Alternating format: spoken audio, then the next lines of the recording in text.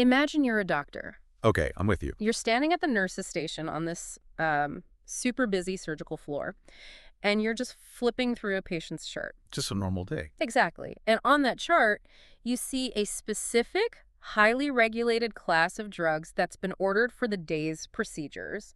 And, as someone with a medical background, you know this class of drugs intimately. Right, it's part of your daily toolkit. Yeah, it's the exact chemical family you rely on to safely paralyze a patient's muscles for major life-saving surgery. Wow, okay, high stakes. Very. And it's also the exact same biological mechanism you target when you write a prescription to help a patient quit smoking. I mean, it's a fundamental biological reality. We've mapped it out down to the specific cellular receptors. So it's not abstract, it's a physical, undeniable thing. Exactly. But then, you go to the hospital break room, you turn on the news, and you hear the supreme legal authority of the land just declare that this exact chemical class might not be subject to standard drug agency oversight. Oh man, I mean, that creates this immediate, visceral cognitive dissonance. Right. Because you have this undeniable biological reality functioning in the physical world, and then this completely incompatible legal reality just being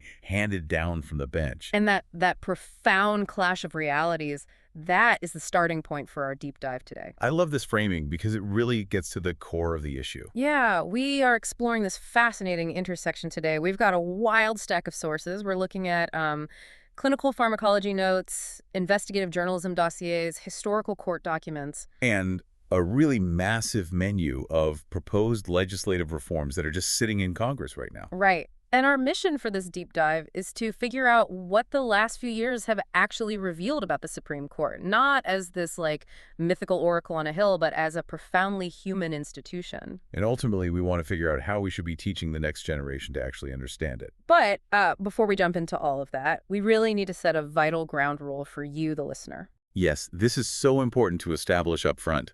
Because the source materials we are looking at today, they involve politically charged investigations, high-stakes legislation, deeply debated structural reforms coming from both sides of the aisle. Right. It gets heated very quickly. It does. So we want to make it explicitly clear.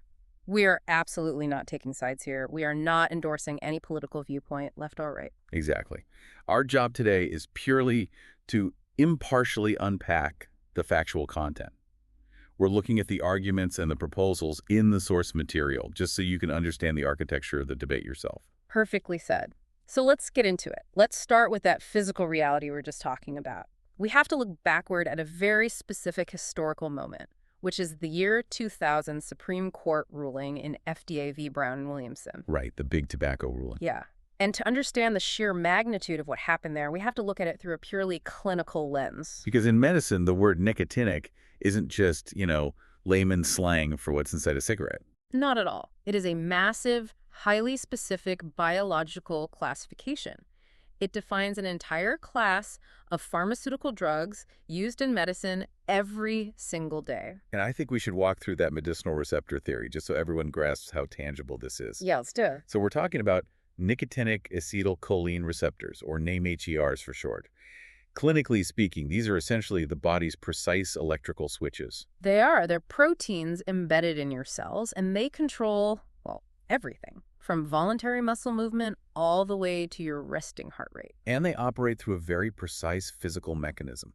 They are what we call ligand-gated ion channels. Right, and just to break that down without getting too bogged down in the textbook, think of it less like a lock and key and more like a massive microscopic switchboard. A switchboard wired throughout your entire central nervous system. Exactly, your central nervous system, your autonomic ganglia, and right at the junction where your nerves meet your muscles. And when a specific chemical compound hits that switchboard, the protein actually literally changes its physical shape. It opens a microscopic pore. Yeah, and when that pore opens, sodium ions just rush into the cell.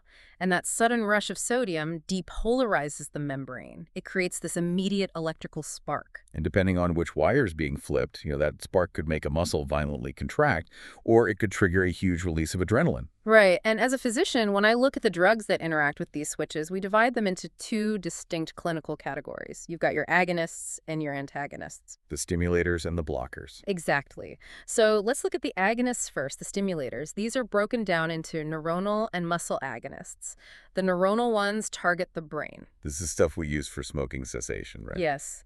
Nicotine replacement therapies, the patch, the gum, or prescription meds like varenicline or cytosine, they physically bind to those nicotinic receptors in the brain to satisfy a craving by just, artificially flipping the switch. But the muscle agonists, that's where the pharmacology gets really intense. Oh, yeah. These target the skeletal neuromuscular junction. So take a drug like acetylcholine. It is a depolarizing neuromuscular blocker. And what does that actually do to the switchboard? It intentionally overwhelms it. It binds to the receptor, flips the switch on, and then just refuses to let go. It basically shorts out the system. Wow, so it overstimulates the muscles so intensely that it just gives up? Pretty much. The muscle fibers become completely desensitized, and that results in temporary, profound paralysis. We use it in ERs and operating rooms every day for rapid intubation just to safely get a breathing tube in. Okay, so that's an agonist. It forces a switch on. But then you have the antagonists. The blockers. Yeah, these don't flip the switch at all. They act like a physical barricade. They literally just sit on the receptor so the body's natural chemicals can't get to it. Right, so the electrical signal is just totally halted. Exactly. These are the non-depolarizing blockers. Drugs like rocuronium, vecuronium, pancuronium. Every anesthesiologist alive uses these nicotinic antagonists to induce full, stable paralysis during major, hours-long surgery. It's incredible how specific this is. There's also obsolete ganglion blockers like mecamylamine that they used to use for hypertension, right? Yeah, and even central antagonists like the antidepressant bupropion. The point is, the system is deeply complex. And to really appreciate the physical potency here, you have to look at what happens when the system gets overloaded. You're talking about the nicotinic toxidrome. Yes, the toxidrome. If a patient is exposed to a massive overstimulation of these exact receptors, the effects are just violent. The body goes into total chaotic overdrive. What does that look like clinically? You see severe muscle fasciculations, which are these crazy rippling twitches under the skin, extreme tachycardia, so a dangerously fast heart rate, spikes in blood pressure, profuse sweating, GI cramps, severe dizziness. It's a complete systemic collapse. It really is. Yeah. And just to clarify for everyone listening, this has absolutely nothing to do with nicotinic acid, which is just vitamin B3 used for cholesterol. We are talking about a very potent class of neurological drugs. So, okay, we've laid this out. We have this universally accepted, intricate scientific reality. Receptors, molecular mechanisms, life or death applications in every single hospital. Right. It is an undeniable fact. And then we connect this back to the court. In the year 2000, in FDA v. Brown and Williamson, the Supreme Court looked at all of this and concluded that the FDA had no authority to regulate tobacco products. Which is just wild to me. If an entire drug class is defined by these exact clinical receptors, how did the court conclude the FDA had no authority over it? This is exactly what I mean. It feels like looking at an intricate textbook on cardiology and having a judge rule that a heart isn't a medical organ. Yeah, that's a total disconnect. I mean, if the court is just this quote-unquote neutral umpire calling balls and strikes, how does a scientific reality get read completely out of existence based on statutory interpretation? Well, the court's logic wasn't scientific. It was purely legal. The majority argued that if the FDA regulated tobacco under its mandate, which requires drugs to be proven safe and effective, they would have to ban tobacco entirely. Right, because there's no safe way to use it. Exactly. And the court looked at other laws and said, well, Congress clearly never intended for tobacco to be banned. So, by their logic, Congress must not have intended for the FDA to regulate it at all. See, I get the legal puzzle they were solving, but doing that completely ignores the physical reality. To me, this clinical analogy proves the court is not, and never was, a neutral umpire. Right. The scientific reality of public health was just subordinated to a specific philosophy of reading the law. And the reading of the law went the exact way the court's makeup pointed. And that implication is huge. Because if the court isn't bound by scientific reality, and its rulings are inherently tied to its human makeup, then we have to examine the human sitting on the bench. Which brings us perfectly to our next section, the human court. Because the neutral umpire myth wasn't just shattered by rulings like the tobacco case. No, it was shattered by the financial and travel disclosures that have come out over the last few years. Yeah, starting in April 2023, there was this massive wave of investigative reporting by ProPublica, and they started pulling the curtain back on the justices' lives off the bench. And to remain totally impartial here, let's just lay out the timeline and the facts from those dossiers. Yeah. The initial wave focused heavily on Justice Clarence Thomas. Right. The ProPublica investigations detailed a pattern spanning decades of undisclosed luxury travel provided by Harlan Crow, who is a billionaire real estate developer and a Republican mega-donor. And we really need to emphasize the scale here. We are not talking about, like, someone picking up the check at a diner. No, not at all. The reporting cataloged super yacht cruises in foreign waters, regular flights on private jets, exclusive luxury resort stays. There was one specific trip in 2019, right, to Indonesia. Yes, the Indonesia trip. Journalists actually ran the numbers on it, and they estimated that if a private citizen tried to charter that exact same 162-foot super yacht and that same private jet, the cost of that single vacation could have been over $500,000. Wow. Over $500,000 for one trip. And for years, none of this travel appeared on the justice's annual financial disclosure forms. And the investigations didn't stop at travel either. Later reports detailed real estate transactions, specifically that Harlan Crow had purchased the home in Georgia where Justice Thomas's mother lived. And she continued to live there after the sale, right? Exactly. Furthermore, there were records showing Crow paid private boarding school tuition for a relative that Justice Thomas was raising. It's just an astonishing amount of money changing hands. And it wasn't isolated to just one justice. The investigations later detailed a trip taken by Justice Samuel Alito. Right, the 2008 Alaska trip. ProPublica reported that Justice Alito flew on a private jet to a luxury fishing lodge in Alaska. And that trip was arranged by a hedge fund billionaire who later had business before the Supreme Court. Now, we have to look at the defenses provided by the justices, Right. because they did respond to these reports. Of course. What was their argument? They largely framed these trips as personal hospitality from close friends.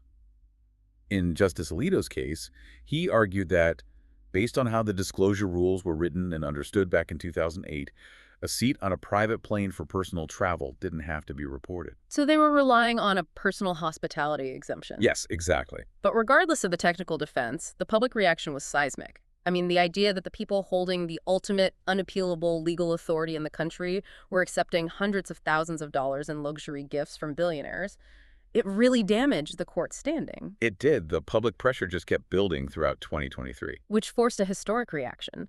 In November 2023, the Supreme Court finally adopted its first ever written code of conduct. Yeah, it was 14 pages long, consisting of 5 broad canons. It laid out rules for outside activities, financial disclosures, and when a justice should recuse themselves. But when you actually read those 14 pages, the most glaring thing isn't what's written down. It's what is completely missing. You're talking about enforcement. Yes. Unlike lower federal courts, which are bound by the Judicial Conduct and Disability Act, a system that actually has a mechanism to investigate and discipline judges, this new Supreme Court code has zero enforcement mechanism. It is entirely self-policing. Which naturally sparked a massive debate over whether it actually meant anything. It's like a homeowners association, right? Imagine an HOA drafts this incredibly strict 14-page list of rules for the neighborhood. You have to mow your lawn on Tuesdays. Your fence must be white. Okay, sounds like a nightmare HOA. Total nightmare. But at the exact same time they hand out these rules, they announce they've thrown away the fine book and permanently dismantled the enforcement committee. So there's no penalty. None. If I decide to paint my fence neon pink, no one can stop me. So the question is a self-policing code a genuine reform, or is it just a PR gesture to get the press off their backs? Well, the legal community is pretty divided on that.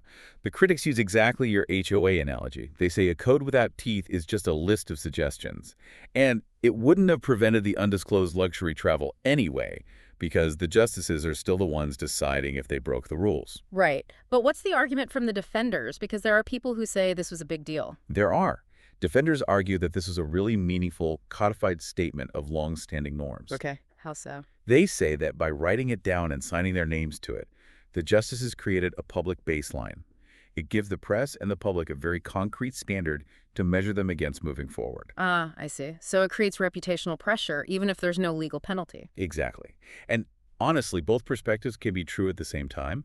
But because that self-policing code left so many people unsatisfied, the conversation quickly moved away from the court and over to Congress. Right. Which leads us to this massive menu of structural reforms. If the court won't or can't fix itself, Lawmakers have stepped in with proposed solutions. And impartially weighing these options is fascinating because each one has massive implications. There are basically 4 main menu items here. Let's walk through them, starting with what seems to be the most popular 18-year staggered term limits. Right. The math on this one is pretty straightforward. You appoint one justice roughly every 2 years. Which means every single presidential term guarantees 2 appointments. Yes. And after 18 years, a justice's active term just expires. The strongest argument for this, the pro, is that it completely de-weaponizes the appointment process. Because right now, an appointment is like a political apocalypse. Exactly. The stakes are so high because it's a lifetime seat. Term limits would make the shift of the court predictable. It also ends that morbid actuarial gamesmanship where justices try to time their retirements so a specific party can replace them. Yeah, that practice feels so inherently political. But playing devil's advocate, what's the con for term limits? The con is that it could drastically alter how justices behave on the bench. If you know your term is up in a few years, critics worry you might become overly attuned to your legacy, or worse, your next job. Oh, wow. So you're saying a justice might be ruling with an eye toward getting a lucrative gig at a corporate law firm or a partisan think tank afterward. That's the fear. And honestly, looking at it, wouldn't a guaranteed appointment every 2 years just turn the Supreme Court into a miniature Senate? I mean, every election becomes a proxy war for the court, and the law could just swing wildly back and forth depending on who wins the White House. Exactly. You trade the randomness of lifetime tenure for the guaranteed instability of the election cycle. Okay, let's move to the second item on the menu. Court expansion, what a lot of people call court packing. This is adding seats to reshape the ideological majority. So from a strictly constitutional perspective, the pro here is that it's surprisingly easy. The Constitution doesn't actually set the number of justices. Wait, really? It doesn't say there have to be 9. Nope. Congress has changed the size several times in history. It started at 6, went to 10 during the Civil War, and landed at 9 in 1869. So you only need a standard statute to do it. But the con here feels pretty massive. I mean, the last time someone really tried this was FDR in the 1930s, and it was a political disaster. Yes, the backlash was intense. The modern argument against expansion is all about game theory. Right, the retaliatory spiral. Because if one party expands the court to 13 just to get a majority, the very next time the other party takes power, they'll just expand it to 17. And then 21 and so on. It invites this downward spiral where the court completely loses its legitimacy and just becomes a rubber stamp for the Senate. Yeah, it feels like hitting a delicate clock with a sledgehammer. Okay, what about the third option? Jurisdiction stripping. This one is very technical, but it's a powerful tool under Article 3 of the Constitution. It involves Congress literally pulling certain issues off the Supreme Court's appellate docket. So Congress could just say, hey, Supreme Court, you are no longer allowed to hear cases about this specific law. Exactly. The text of the Constitution says the court's appellate jurisdiction is subject to exceptions and regulations made by Congress. That's wild. So the pro is that it's a lever already built into the text. No constitutional amendment needed. Right. But the con is terrifying. It is an incredibly blunt instrument. Because if you normalize Congress walling off the court, what stops a hostile Congress from stripping jurisdiction over, say, civil rights cases? Nothing. It could gut fundamental rights protections just as easily as it restrains an overactive court. Okay, that leaves us with the fourth option, an enforceable ethics code. Giving those 14 pages from 2023 some actual teeth, investigations, mandatory recusals, all of that. The pro here is that it directly targets the specific disclosure problems we saw in the reporting. And it polls extremely well. People think, hey, every other judge has binding rules, why not them? Right. But the con isn't about whether ethics are good. It's a separation of powers issue, isn't it? Exactly. The Supreme Court is a co-equal branch of government. If Congress, the legislative branch, can force a justice to step down from a specific case, aren't they basically altering the outcome of the case? They're changing the voting math on the bench. Yes. Many scholars argue the court would just immediately strike down a binding code as unconstitutional. So looking at this whole menu, I mean, expansion is a sledgehammer. Jurisdiction stripping is like just removing the hands of the clock so you don't have to see the time. And the ethics code is asking the clock to fix itself. It leaves term limits as the only structural rewiring. But that leads to the biggest question. Is term limits even legally possible? Which brings us to Section 4, the great constitutional snag. This is the massive roadblock stalling everything. The entire reform movement is trapped in legal limbo by a single phrase in Article 3. Right. The Constitution says judges shall hold their offices during, quote, good behavior. And that phrase is the anchor of life tenure. But what does it actually mean? Right. Does life tenure mean you get an active voting seat on the Supreme Court for your entire life? Or could Congress pass a normal law saying, look, you keep your title and your salary, but after 18 years, you rotate off to a lower court? That ambiguity has completely fractured lawmakers. Yeah. And you can see it in the 3 live legislative vehicles currently sitting in the dossier. Let's break those down. First, you have the Khanna bill, H.R. 10074. This one tries to use a regular statute to create 18-year term limits. But to avoid the constitutional trap, it exempts all the sitting justices. Yes. Yeah. Yes. It's perspective only, so it wouldn't change anything for decades. Then you have the Olszewski ROBE Act. This one takes the opposite approach. They believe a statute is unconstitutional, so this is a full constitutional amendment. And because it's an amendment, it would reach the current justices. And finally, the Welch Manchin proposal from December 2024, also an amendment, but it combines 18-year terms with a rotating Chief Justice. It's just a mess of competing theories. And it highlights the 65% paradox. Oh, I find this data so fascinating.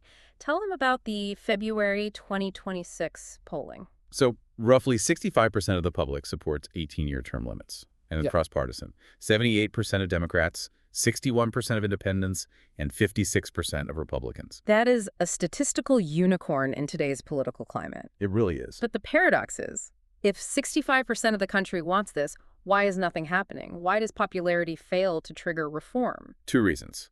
First, the constitutional math. If it requires an amendment, you need 2/3 of both chambers and 3/4 of the states. That's nearly impossible right now. True. But there's a darker, simpler reason too: power. The political party that is currently benefiting from the court's ideological makeup has absolutely zero incentive to change the rules. Right. If the rules produce the majority you want, why would you vote to alter them? Popularity isn't the obstacle here. Power is. Which is incredibly sobering. If reform is stalled by power and the court isn't a neutral umpire, how do we even process this institution? This is where we have to talk about civic realism. It's how we should be rewriting the lesson plan for high school students, and honestly, for ourselves. Yeah, let's build a lesson guide, because people need a way to navigate this without just despairing. So, step 1, what not to teach. We have to stop teaching the myth of the neutral umpire. Right. 9 dispassionate sages living on a mountain, just deducing the law. The tobacco ruling and the luxury yachts completely destroy that myth. But step 2 is just as important. We cannot teach cheap cynicism. Meaning the idea that it's just politics and robes and none of it matters. Exactly. If you teach students that the whole thing is a fraud, they'll just check out. Why vote or care if it's all rigged? So the middle ground is civic realism. It teaches that the court is a human political institution. It's staffed by people with real ideological commitments, appointed through brutal political fights. And this is the crucial constraint: the court is constrained. They don't have dictatorial power. They are bound by the text, by precedent, and by the fact that they have to publish their reasons for the entire world to read. But honestly, how do you ask a 16-year-old to hold those two ideas in their head? How do you teach them to read a ruling, see who benefits politically, weigh the ethics scandals, and not just throw their hands up? Because holding those two ideas isn't disillusionment. It's literacy. Understanding that an institution can be deeply flawed and fiercely criticized but still fundamentally matter is the most vital skill we can give them. It helps them navigate the partisan myths without just parroting team slogans. That makes total sense. It's the only way forward. So as we wrap up this deep dive, we've covered incredible ground, from the clinical realities of nicotinic receptors to super yachts and toothless ethics codes. And we saw how the good behavior clause traps term limits in legal limbo, despite huge public support. All landing on this vital idea of civic realism, but we want to leave you, the listener, with one final provocative thought to mull over. Yes. Under civic realism, one of the main constraints on the court is the slow judgment of history. Justices write opinions knowing they'll be judged decades later. Right. But we don't live in an era of slow history anymore. We have instant global communication, real-time access to ethical disclosures, and immediate algorithmic backlash. So what happens to an institution built for the 18th century when the judgment of history arrives in real time on our phones? Exactly. Can a human institution survive when the delay between its actions and history's judgment disappears completely?